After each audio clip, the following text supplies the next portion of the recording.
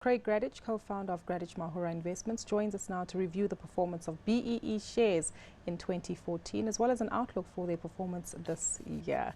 Well, maybe before we get into the nitty-gritty of the what was on that auto cue. Well, good thing that we can change it, Alec? But maybe let's pick up on Sasol, because that's certainly been on everyone's eyes and list, definitely. And it seems as though the Sol BE1 shares have also reacted, and the Inzalo share price too.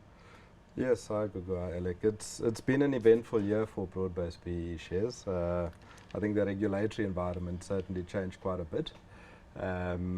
But if we look at Sasol in particular, the oil price dominating news at the moment and markets at the moment, I see Sasol as below the discounted price that it offered shareholders the day it did the deal. So just explain that. So, when the deal was done, Sasol Inzalo and the entire BEE deal, Sasol was trading at over 420 Rand a share, and the shares were offered to investors at 366. Now it's at 365, 364 Rand a share. So that's worth nil. At the moment, yes. Not necessarily, because these deals have a term attached to them. So it's the price at the end of the period that matters the most. At the moment, there's very little value in those shares. Craig, what about repricing? If you consider that it did happen with share options at a period of time after the crash of 97, 98, do you think that's a possibility that Sasol or other companies might reprice to give shareholders some upside? Yeah, as I mentioned, it's the price at the end that matters. So they don't have to do anything now. And also, you've still got 3 years, particularly in terms of Sasol. So it's the price in September 2018 that matters. They have refinanced the debt. So that was one of the features of last year, was they looked at the debt structure of Inzalo, and there was a bit of restructuring on that side. Marginal benefit, but certainly cheapened the cost of debt associated with that deal. What about the divvy? Because so often Sasol's been known to be quite a good dividend payer. Yeah. So if you went into the discounted scheme, the one that's listed on the JSE, you got the same divvy as the ordinary shareholder. And because it's a discounted scheme, that divvy yield is quite attractive. For Sasol Inzalo, it paid its first dividend last year. And for investors that went in when the deal was done, that divvy amounted to over 10% of what they initially paid. So there has been some divvy flow. I think the biggest divvy flow has certainly been to Putumanati shareholders, where they've recovered the full cost of the investment in dividends alone. How's the MTN Zakhele story going?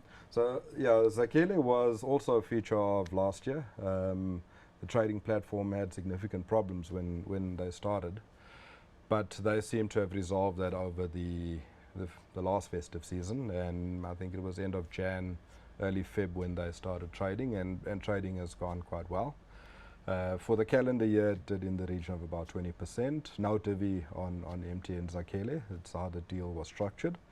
But it's subsequently given up quite a bit of those returns, I think partly due to the impact of the oil price on the Nigerian economy, where they have significant operations. Yeah, we were talking beforehand about the whole OTC and how things are changing there, the regulatory regimes. What's your take on that, or perhaps an update?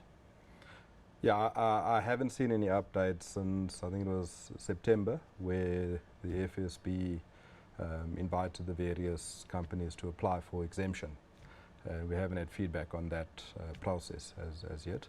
I think most of them applied for exemption. Tembeka Capital used it as an opportunity to actually unwind their deal, and that happened this Monday past, where Tembeka shareholders received PSG shares, 1.7 PSG shares for every Tembeka share they held. Was it a good investment for them? It was outstanding. It was probably the best. In fact, it was the best performing of the broad-based PE shares last year.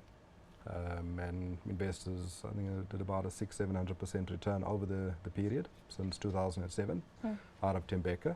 So it's been a fantastic deal for investors. And so that the change in the regulatory environment, in that instance, proved to be a catalyst for some value unlock.